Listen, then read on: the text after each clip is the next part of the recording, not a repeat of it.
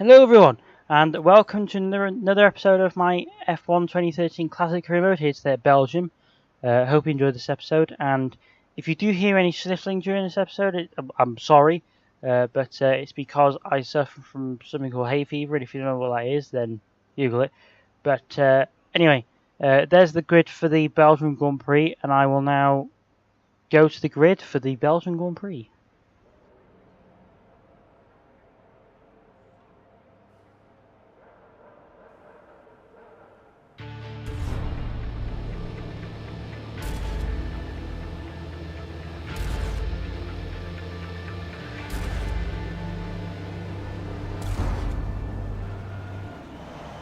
So here we are then on the grid for the Belgian Grand Prix. As usual, we start in 5th place.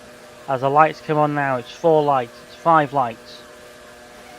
Lights out, and where we go for the Belgian Grand Prix, we've got off to a relatively good start. Irvine's, for some reason, well, he's gone into the middle of the track, but I mean, we were always meant to do that at the beginning of the race, I think. I don't know. Anyway, going down the inside of Villeneuve as well, our teammate, who actually started up in 2nd, I think, so good job for him. As we now go right behind Mansell coming up a Rouge. We're going to go side by side up a Rouge. I mean, almost. I've gone round the outside and down around a Rouge, and that is a hell of a move for 1st place. Anyway, moving on to lap 2 now. Nigel Mansell is now right behind us, coming up a Rouge again. So I think this may be a popular overtaking spot for me and Mansell during this race, as we come now down the Caramel Straight, as we called it. He got slipstream. Is he going to go for a move? He's gone around the outside, but he braked way early, and we still keep 1st place. So moving on to lap 6 now. Obviously not much happened after that, but moving on to lap 6. Coming into the pit lane now, and you know, it's been up to this point, it's been a relatively easy race.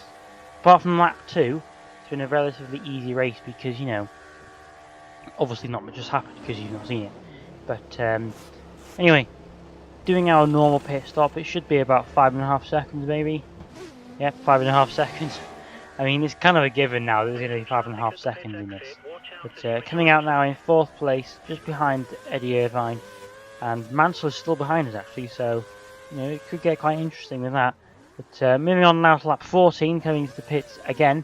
So unfortunately this race is turning into... Ignore that. Unfortunately, this race is turning into a bit of a... Well, let's just say it's turning into something similar to Abu Dhabi, if you guys remember that episode.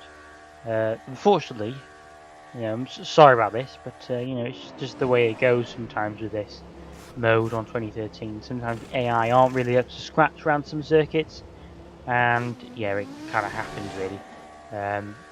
So you know, just gonna have to deal with it really. But coming out now in 2nd place behind our teammate. He's just about going into the pits now, as we set a fastest lap of the race of a 1:51.4. So we're getting quicker as we're now coming across the line again to set a 1:59. So we're going a lot quicker now.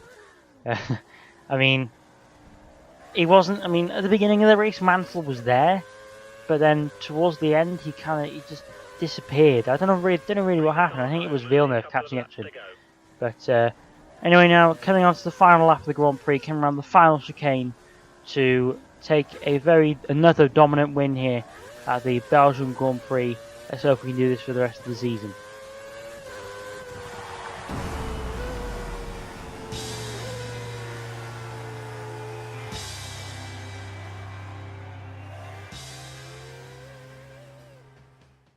So then, as we look at the final classification of the race, I finished in 1st ahead of Nigel Mansell, who was 13.6 seconds behind me. And then my teammate in 3rd, so good job from him, although he was 28 seconds behind me. And with 1 lap car in Jody Scheckter.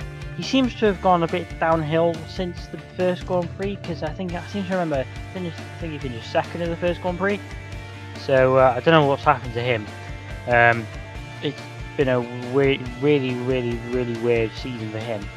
Anyway, Alain Prost getting 5th, which is a good job from him considering the car that he's in. I mean, I think the car that he's in this is meant to be like a bit lower down, so you know. On the driver standings then, we are now 5 points clear of Nigel Mansell, and Eddie Irvine is a further, I can't do maths, 72 points behind him. So it's definitely between me and him now.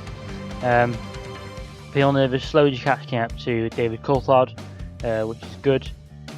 So hopefully we can continue this form. In the constructors, I think I showed the constructors. Yep, there it is. We're now 2 points behind the other Williams team. But I hope you enjoyed this episode. Please leave a like, comment, and I will see you next time for a classic track, I think. Or is it Germany? I can't remember. Anyway, bye!